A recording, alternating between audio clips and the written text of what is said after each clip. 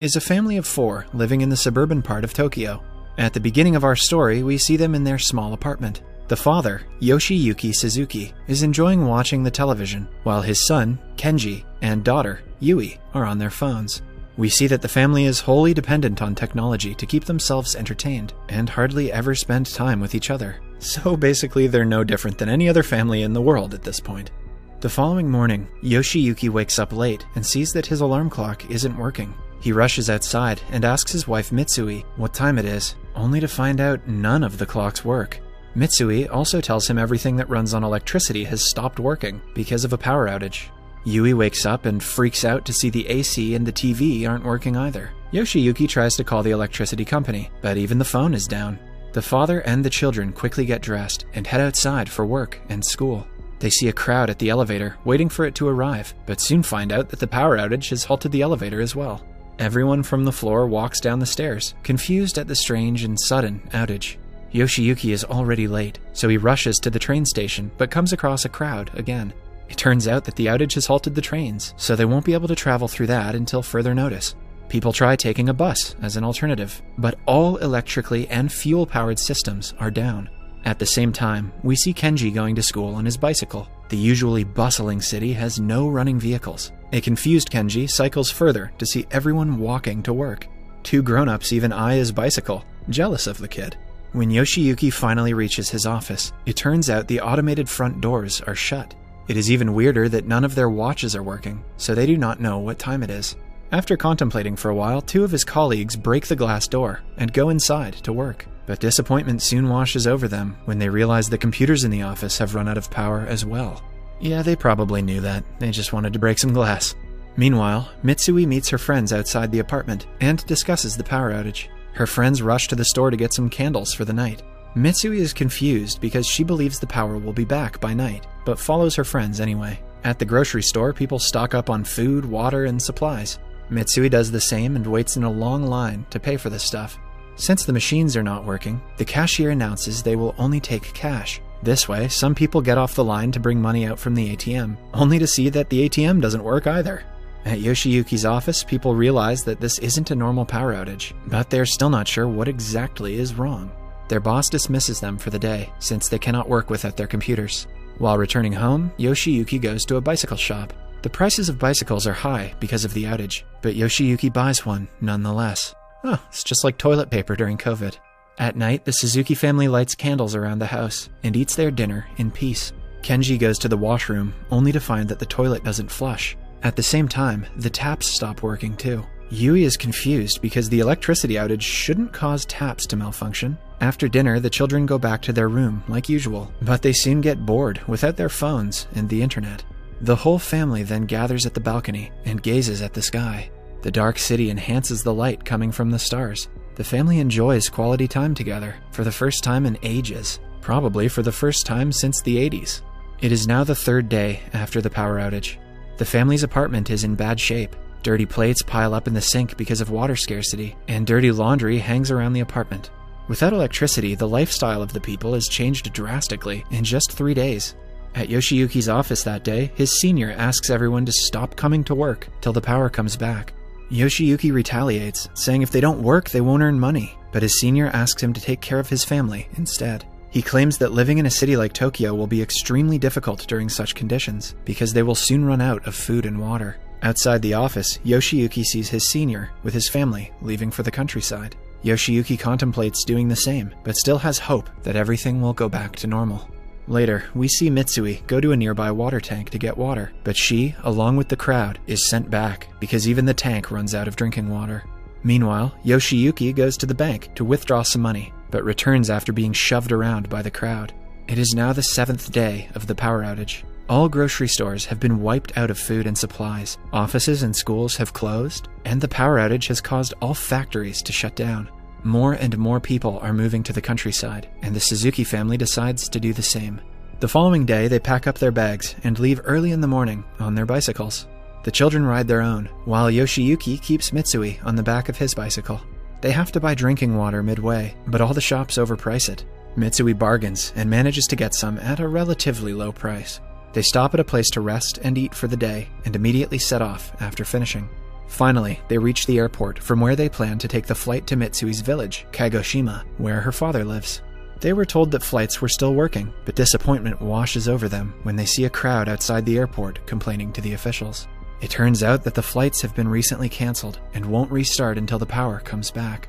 With nowhere to go, the family ends up in a hotel nearby. The owner of the hotel takes advantage of their situation and charges them outrageous prices, but the family doesn't complain. At night, Yui suggests they go back home, but according to Yoshiyuki, there is no food or water left in all of Tokyo, so it is impossible to survive there. They will have to make it to Kagoshima on bicycles. The following day, Kenji and Yui go to a bookstore and get a map to navigate the locations. Meanwhile, the parents barter 2 bottles of Yoshiyuki's alcohol for a bicycle and some food. Then the family continues their journey. After a few hours, they finally reach a highway where several travelers like them are traveling to the countryside. At night, they stop at a camp and decide to stay there with fellow travelers. A couple sees them drinking water and asks for some, but the family lies about it being the last bottle. They eat the food and fall asleep. On the next day, they continue the journey and end up in a dark tunnel filled with corpses.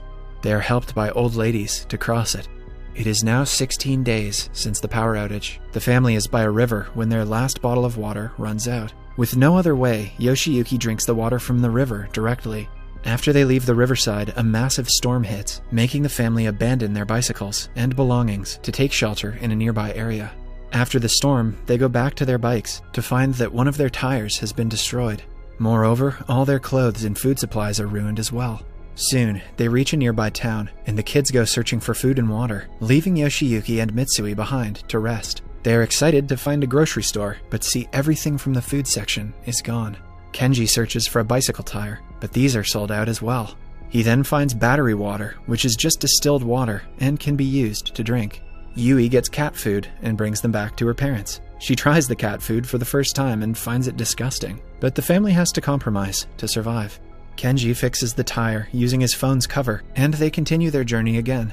They survive on battery water and cat food for a week before meeting a group of campers on the 22nd day. The campers teach them about edible roadside weeds. One of them takes a picture of the family from a non-digital camera and promises to send it to them when the power comes back. They travel together for a few hours, then go their separate ways. On day 43, they arrive in front of an aquarium where the people catch fish and eat them. The family happily gets into the line, as they have limited food left now. But by their turn, everything is sold. Yoshiyuki begs the man selling the fish to give some to the kids, only to be ignored. A disappointed family moves along with the journey, but soon gets tired from lack of food and water. One day they end up in a field where Yoshiyuki is about to eat an insect. Just then, they see a pig nearby. The family is overjoyed when Yoshiyuki manages to catch the pig, but they are reluctant to cut it, even while starving. Just then, a man approaches them and slices the pig himself. He introduces himself as Tanaka and asks the family to help him get the pig to his farm. At his home, he treats the family with a meal. They devour it completely, having starved the past few days. For the next week, they stay with Tanaka, but then decide to continue their journey to the village again. 3 days later, they end up by a river. It turns out the map they were following was old, so now they have to cross the river to get to their destination. They create a makeshift raft with pieces of wood and manage to get Mitsui and Yui to the other end. Then, Yoshiyuki and Kenji return to get the bicycles. However, just then, it starts to rain, and the water flows faster, taking Yoshiyuki with it. Kenji tries his best to save his father, but only finds his wig in the water. The family sits by the river crying, because they did not know Yoshiyuki was bald. Mourning Yoshiyuki's death. Sometime later, they continue their journey on foot. The 3 make it to day 94, because of the food they had stocked up at Tanaka. They are walking along a railway track, when suddenly, some dogs attack Mitsui, making her fall off the road. The kids run to save their mother, only to see that her leg is broken. They get her back on the track, but are attacked by the dogs again. Just then, the noise of a steam train is heard. The family is beyond surprised when the train stops in the tracks to pick them up. Since it runs on coal, the train is still functional. People inside dress Mitsui's injuries and help the family. In the following scene, we see Yoshiyuki's body washed up by the river. Fortunately, he wakes up and manages to get himself to a nearby truck. Just then, the steam train his family is in passes by. Yoshiyuki uses a smoke torch to get the people's attention. Finally, the train stops, and the family reunites happily. The train then takes him to their destination. They meet Mitsui's father after years and start living with him. In the following scene, we see 2 years and 126 days have passed since the power outage. The Suzuki family has been living in the beautiful village of Kagoshima. They live a happy life, fishing and weaving their own clothes. One day, Yoshiyuki wakes up to an alarm clock ringing. Then, the whole village wakes up to the power coming back on.